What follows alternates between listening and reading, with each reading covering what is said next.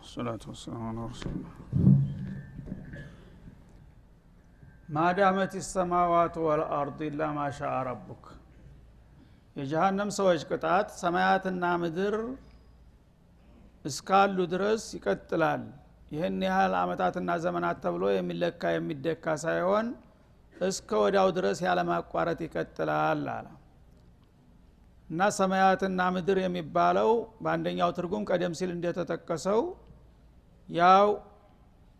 በዛኛው ዓለም የሚመደቡት አዲሶቹ ዓለሞች ሰማያትና ምድሮች እነሱ እስካሉ ድረስ ለማለት ነው። ይሄኛው አሁን የምናውቀው ሰማይና መሬት ሳይሆን በሌላኛው አባባል ደግሞ ማዳመት ሰማዋት ወልአርድ ማለት ተለምዷዊ አነጋገር ነው ብለው የፈሰሩ አሉ። በዚህ በዱንያ ላይ አንድ ነገር ዘላለማዊ ነው ለማለት ሰዎች ማዳመት ሰማዋት ወልአርድ ይላሉ። ሰማይ መሬት እስካለ ድረስ የነገር ይቀጥላል የሚል ልማዳዊ አነጋገር አለ። ስለዚህ እኛ በመናቀውና በለመድነው አነጋገር ሰማይና መሬት ከኖረ ድረስ ይኖራል ማለት ዘላለም ይኖራል ለማለት ነው። ሰማይና መሬት ፍጻሜ እንዳላቸው መርሳት ሳይሆን ማለት ነው። ሁሉ ጊዜ ሰዎች በተለምዷቸው ሁሉ ጊዜ ይቀጥላል ይሄ ነገር ለማለት ይሄን ቃል ይጠቀማሉ። በዛ በተለምዶ ቃል ነው አበደን ለማለት ብቻ ማለት ነው ሁለተኛው አባባል። እና ኢላ ማሻአ ረቡከ ወደሚለውም ስንመጣ ሁለት አይነት ትርጉም ይኖረዋል። አንደኛ ማ የምትለው ቃል ቢማዕና መን ተረጎማለች ማለት ነው። ወማ خلق الذكر والانثى እንደሚለው ሱረቱ ሌይል ላይ አላህ ወሌሊ ኢዛ የግሻ ወነሃሪ ኢዛ ተጀላ ወማ خلق الذكر والانثى ማለት ምን ማለት ነው? ወመን خلق الذكر والانثى ማለት ነው። ሴትና ወንድን በፈጠረው ጌታ እምላለሁኝ ማለት ነው። ማንን ነው ተክታ ማ የመጣችው እዛ ቦታ? አሁንም እዚህ ላይ ኢላ ማሻአ ረቡከ ማለት ምን ይሆናል? ኢላ መን ሻአ ረቡከ ሙስተስናው ተቀጮቹ ሊሆኑ ነው። ቅድም ቅጣቱ ነበረ ሙስተስና የተደረገው ማለት ነው። ኢላ ማሻአ ረቡከ ማለት ኢላ መን ሻአ ረቡከ ጌታ ከዚህ ቅጣት እንዳመልጡ ያደረጋቸው ብቻ ሲቀሩ የዚህ ቅጣት ሰለባ የሆኑት ግን ቅጣቱ ማባሪያ የለውም እስተወዳው ይቀጥላል አለ። አላህ እንዲወጡ የሚሻላቸው ካሉ ግን ይወጣሉ። ዑሳቱል ሙእሚኒን ማለት ነው። ሙእሚኖችም ወንጀል ከሰሩ በጥፋታቸው የጀሃነም ድርሻ ሊኖራቸው ይችላሉ። ስለዚህ እተቁና ረለቲ ወቁዱሃ الناس والحجاره ይላል። ኡዒደት ሊልካፊሪን ይላል። ጀሃነም በመሰረቱ በዋነኝነት የተመደበችው ለኩፋሮች ነው። ግን እናንተም የነሱን ባህሪ ተላብሳችሁ ከተገኛችሁ ልትጠልፋችሁ ትችላለችና ተጠንቀቁ ይላል ሱረቱል በቀራ መግቢያው ላይ ማለት ነው። ሌሎችም ሱራ አያቶች እንደዛው። ስለዚህ ኢላ መን ሻአ ረቡከ ማለት መን ሻአ ረቡከ ማለት ነው። ካፊሮች ምን ጊዜውም ቢሆን ሙኸለር ናቸው፣ ተወስኗል። ከጀሃነም የሚወጡበት ሌላ አማራጭም የለም። ሌላ ቦታም ስለሌላቸው እዛው ነው የሚቀጥሉት ማለት ነው። ሙእሚኖች ግን በመሰረቱ ኢማን ይኖራቸዋል፣ አቂዳ ይኖራቸዋል። ግን ብዙ ወንጀሎች ሙኻለፋቶች ይኖራቸዋል። ብዙ ዋጅባቶችን አጓለዋል፣ ብዙ ሙሐረማቶችን ተዳፍረዋል። ያ ከሆነ በጥፋታቸው እየበዛ በሄደ ቁጥር የካፊሮቹን ባህሪ ስለወረሱ በዛ ምክንያት ሊገቡ ይችላሉ ካፊሮቹ ጋራ ማለት ነው። ሲገቡ ግን እነሱ አስለል ኢማን ስላለ ኢማን አላቸውና እንደነዛኞቹ እዳ እስከ መጨረሻ ድረስ አይቀጥሉም። አላህ በጥፋታቸው ይቀጣቸዋል። ጥፋታቸው ሂሳባቸው ተተወራረደ በኋላ ግን እንደፈለገ ሙሉ በሙሉም ሊተሳሰባቸው ከፈለገ ያው ቅጣቱ እስከሚያልቅ ድረስ አላፈ ሲኒን መላይን ሲኒንም ሊቀጥሉ ይችላሉ። በመጨረሻ ግን ኢማን እስካለች ድረስ አኽሪጁ መን ካነ ፊ ቀልቢሂ ሚስቃለ ዘረት ሚን ኢማን ይላል። ኢማን እዚህ ላይ ተጠቅማለች ማለት ነው። ፈለገውን ያህል ሲማቅቅ ኑሮ እንዳውም ካፊሮቹ እየተሳለቁባቸው እኛስ መጀመሪያም ካፊር ተብለናል፣ ያው ሲዛትብን የነበረውን ያገኘ ነው። እናንተ ምን አገኛችሁ? ሙእሚን አልነበራችሁም? ያው ከኛ ጋር እየማቀቃችሁ ነው ይሏቸዋል። ይሄ ጊዜ የሽኩነ ኢላላህ እኛ ተቅጣቱ የበለጠ ስነ ልቦናዊ ግዳት ደረሰብን። ከጥላቶች ጋር እስከመቼ ነው የምታሳርረን? እነሱ እንኳን እየተሳለቁብን ነው፣ ለነሱ ስትል እንኳን አትራራልንም ይላሉ። ያኔ ጌታ ረሐሙ ረሂም ነውና በቃ አውጧቸው ይላል ማለት ነው። እነዛ ናቸው ኢላ ማሻ ረቡከ የተማሩት መንሻ ረቡከ በጥፋታቸው ሳቢያ እርግጥ እዛ ዘመናት አስቆጥረዋል ግን ጌታ አለው ጊዜ ሲደርስ በቃ ይበቃቸዋል አውጧቸው ተብሎ ፍርድ የሚሰጥላቸው አሉ ማነው አስተያየት የሚሰጡት በሸፋዓ የሚወጡትም እንደዛው ናቸው በነብያት ሸፋዓ በሹሃዳዎች ሸፋዓ በዑባዶች በሷሊሆች ሸፋዓ ይወጣሉ በተለያየ ምክንያት በመጨረሻ ሸፋዓቱላህ ይቀራል እና ሁሉም ድርሻውን ከወሰደ በኋላ ምን ቀረ የኔ ወዳጅ ተብሎ ሸፋዓ እድል ያልደረሰው አለ ይላል የለም እንግዲህ የኔ ፈንታ ቀረ ይላል እና ፈየኹዙ ሐፍነተን ዋሂዳ ይላል አንድ ፍኝ ያነሳል ከጀሃነም ሰው ሲያነሳ መላይነል በሸር ነው በሱ ፍኝ የሚነሳው ማለት ነው በዛ ደረጃ የሚወጡ ሰዎች አሉ እና እነዛ ሚስቃለ ዘራ የብናኝ ያህል ኢማን ያላቸው ليس لهم من الاعمال شيء ይላል ተስፋ የሚሰጥ ሐዲስ ነው ይሄ قط ما عملوا في حياتهم خيرا قط አንድ ኸይር የሚባል ነገር አልሰሩም ኢላ አንቃሉ የውመን لا اله الا الله لا اله الا الله ብቻ ብለዋታል ያቺ ብቻ ናት ያለች አለይታቸው ተስፋቸው ያችን ነገር ደብቆ አስቀምጦላቸዋል እስካሁን ግን ያው በቅጣት ሲርመጠመጡ ቆይተው በመጨረሻ አንድ ጊዜ በሚዘግን ጊዜ በሱ ዝግን መላይን ይወጣል ማለት ነው ያ ሁሉ ምንድነው አንድ ቀን ላይ ኢላሀ ኢላላህ ብዬ ነበረ የሚለውን መነሻ ያደርጋል ያችን ያላለ ግን خلاص ምንም ቦታ የለውም ማለት ነው እና ይሄ እንግዲህ መንሻ በሚለው ስንፈስረው ማለት ነው የሻላቸው ብቻ ሲቀሩ ከዛ የሚወጡ የሉም ዘላለም ይቀጥላሉ እነዚህ የሻላቸው ግን የቅጣት ጊዜው በዛም ማነሰም በመጨረሻ የመውጣት እድል አላቸው ማለት ነው በቃሉ ላይ እንዳለ ማሻ ረቡከ ከሆነ ግን የሚቀነሰው ሰው ሳይሆን ጊዜው ሆነ ማለት ነው ኢላ ማሻ ረቡከ ሚን ወቅት الخلود ማለት ነው ከመዘውተሪያ ጊዜ ጌታ የሚቀንሰው ብቻ ሲቀር ተዛውጭ ይቀጥላል ሆነ አሁን ባለበት በቃሉ ስንወስደው ማለት ነው መንሻ አካል የሚቀነሱት ሰዎች ተቀጮቹ ናቸው አይደለም ማሻአታን ግን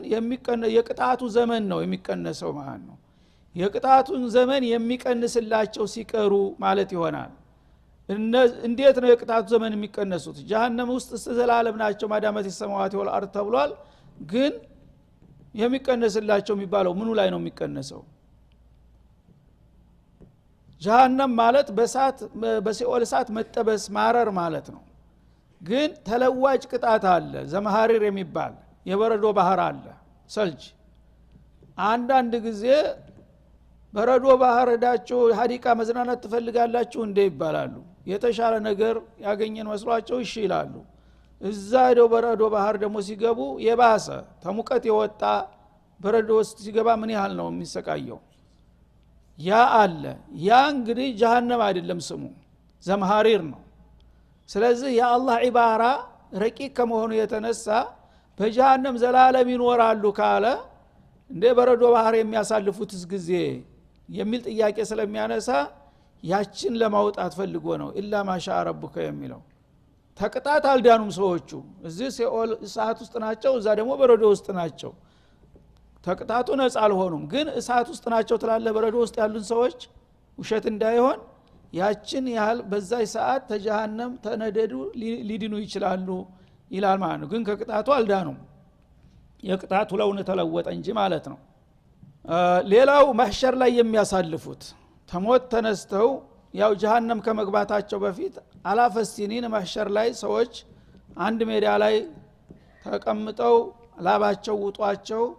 መከራቸውን እያዩ ብዙ ዘመን የሚያሳልፉት ጊዜ አለ ያችንም ለማውጣት ነው ለምን ከሞት ሲነሱ ቀጥታ ጀሃነም አይደለም አለጡል አይደለም የሚገቡት ብዙ አመታት አለ እዛ ተመግባታቸው በፊት ያችም እንደ ውሸት እንዳትሆን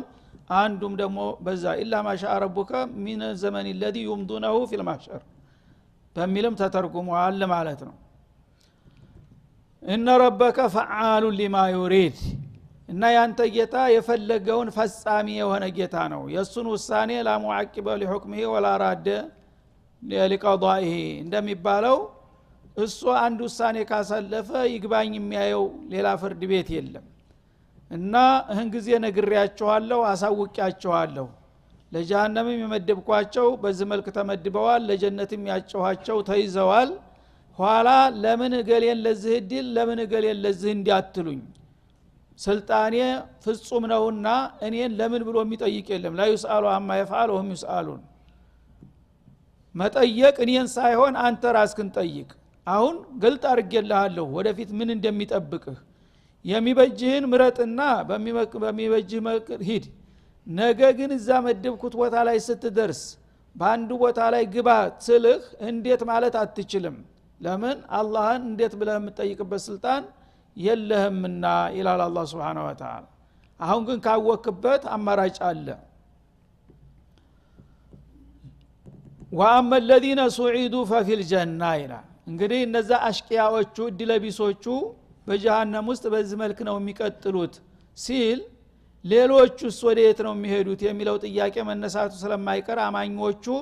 ስለነሱ መጣፈንታ ይወስናል በግልጽ ማለት ነው እነዛ ደግሞ እድለኞች የተባሉት አላህ የመረጣቸውና የባረካቸው ሙእሚኖችና ሷሊሖቹ በዛ ወቅት ተመሸሩ ከጥላቶቻቸው ከተለዩ በኋላ ፈፊል ጀና ጀነተ ነዒም ይሆናል የነሱ መስተንግዷቸው ወደዛ ይሸኛሉ ይላል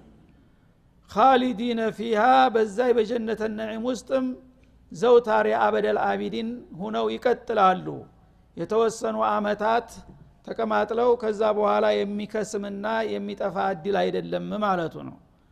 ማዳመት السماوات والارض የነሱም ጸጋ ሰማያትና ምድር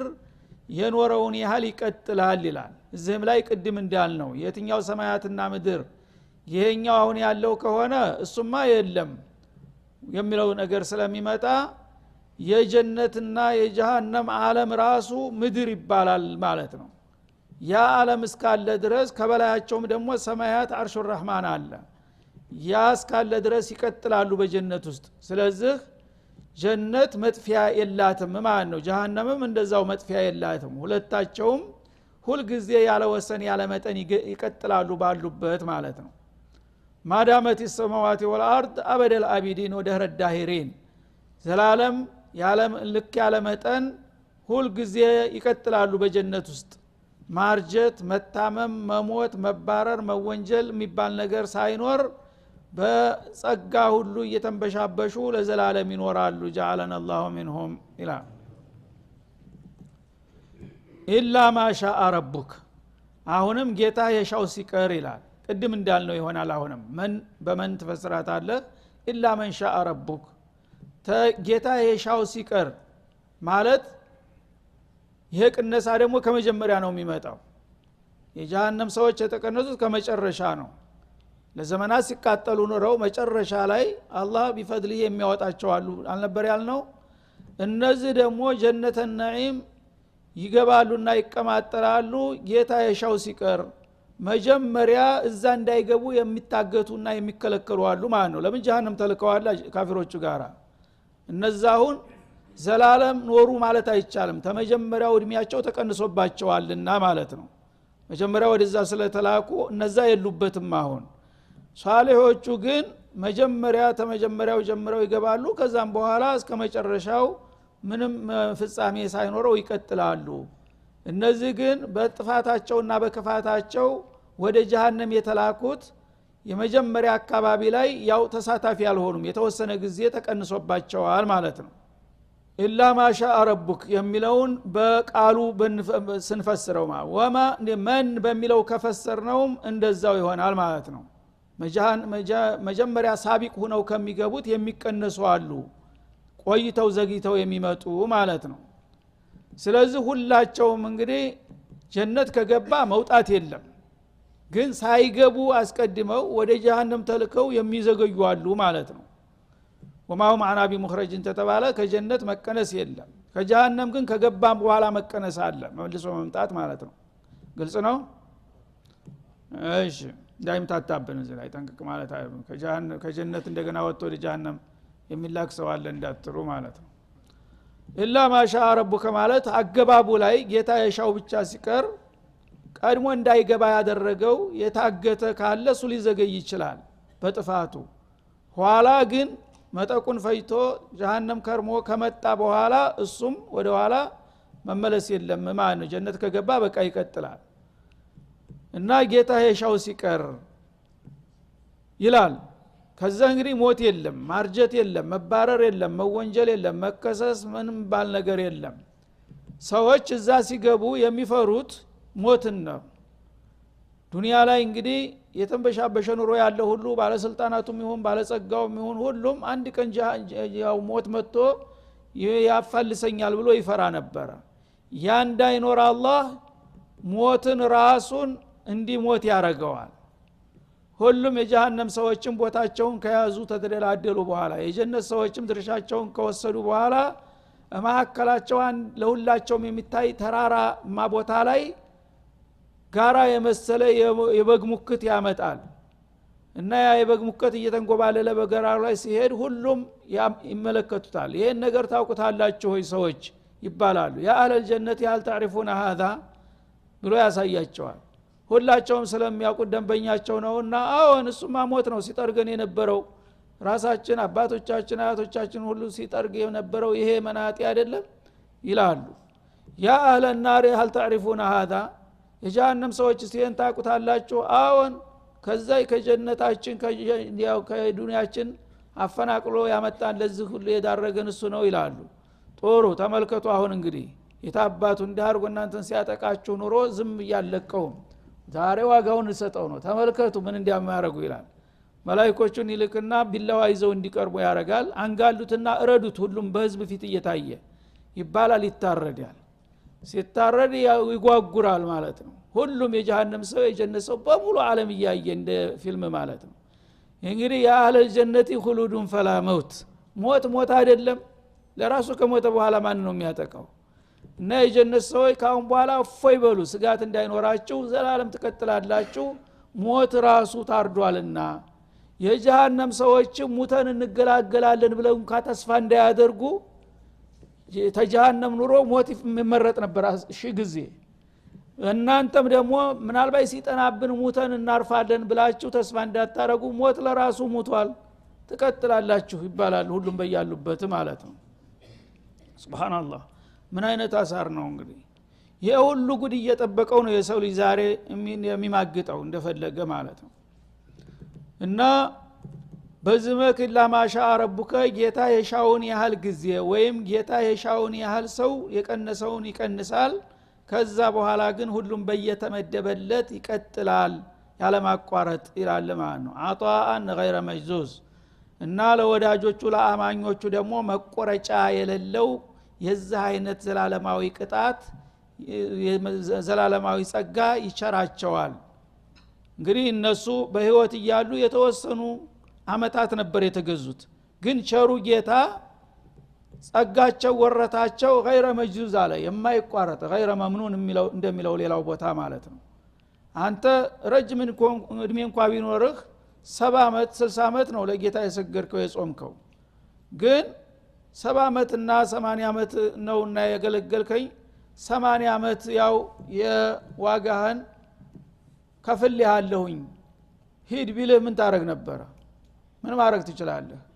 ያው 80 አመት አገልግለሃል እኔ ደግሞ 80 አመት ያህል በጀነት አንበሻብሻለሁኝ ሂሳብክን ጨረስክ ቢልህ እኮ ይችል ነበር አይደለም እንዴ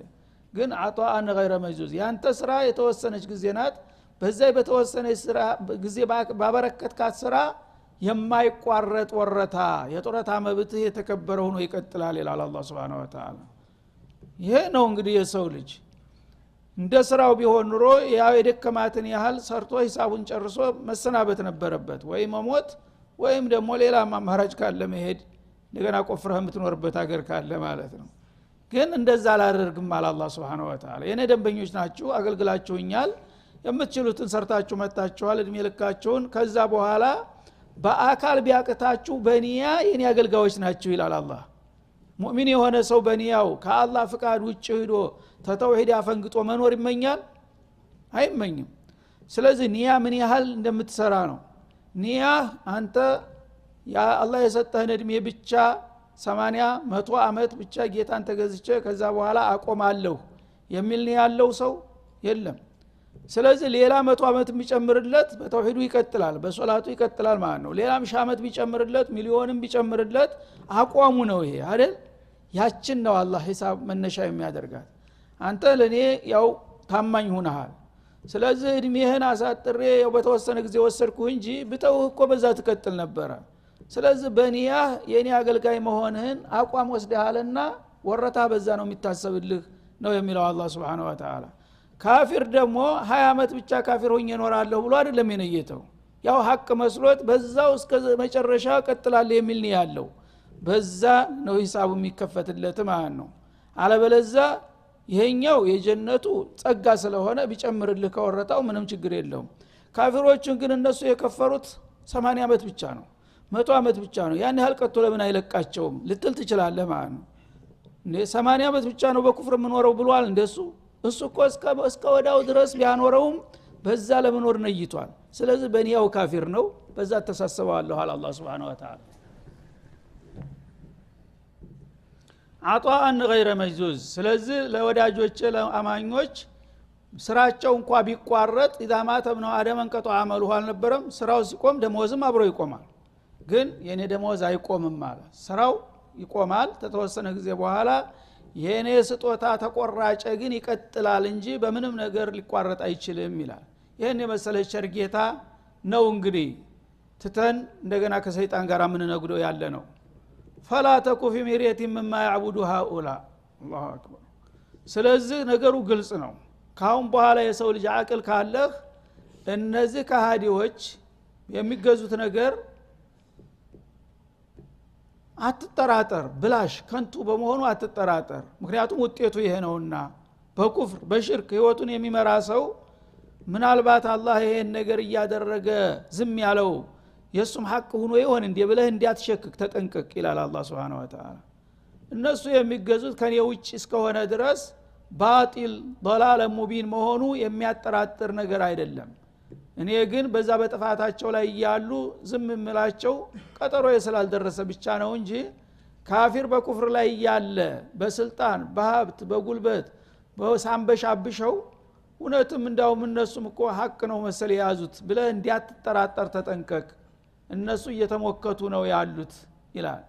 ማ ያዕቡዱን ኢላ ከማ ያዕቡዱ አባኡሁም من قبل ቀደም ሲል የነበሩት አባቶቻቸው የሚገዙትን ህገ ወጥ አጣዖት ነው እነሱ የሚገዙት ሙስተነዳቸው እና ወጀድና አባአና ነው ሌላ የለም ቃል አላህ ቃል ረሱላህ ኢለም ካፊር ለኩፍሩ ማስረጃ ሊያመጣ እንግዳውሳ እና ወጀድና አባአና አባቶቻችን እንደዚህ ሲሉ እንዲህ አይነቱን ጣዖት እንዲህ አይነቱን ጨሌ እንዲህ አይነቱን አድባር ሲያመልክ እርዳይ ድረስልኝ ሲል ነው ያገኘሁት ይሄ ነገር እውነት ባይሆን ኖሮ መቼ አባቴ እንዲህ አረገው ነበር የሚለውን የጭፍን ጉዞ ነው እየተጓዘ ያለው ስለዚህ በዚህ ሙስተነድ ላይ በዚህ መሰረት ላይ የተመሰረተ ሃይማኖት ሐቅ ነው ብለህ ታስባለህ አበደን ያአላህ እንግዲህ ሐቅ የሚመነጨው ከአላህ ነው አላህ በላካቸው ረሱሎች አላህ ባወረዳቸው ክቱቦች ላይ ተመስርቶ የሚመራ ሃይማኖት ነው ሐቅ ሊሆን የሚችለው ሰዎች ግን ከአባታችን ከአያታችን ወረስነው በሚል መልክ በዘፈቃድ የሚከተሉት ነገር ምንም ለጊዜው እንኳን የተመቻቸ ኑሮ ቢኖሩ